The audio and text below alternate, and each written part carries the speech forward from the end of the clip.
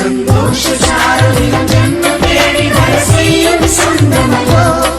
நாம் பாடும் பாட்டை தினம் கேட்கும் சிலைகளும் தலை ஆற்றுமல்லோ அழகான சின்ன தேவதை அவள்தானே எங்கள் புன்னகை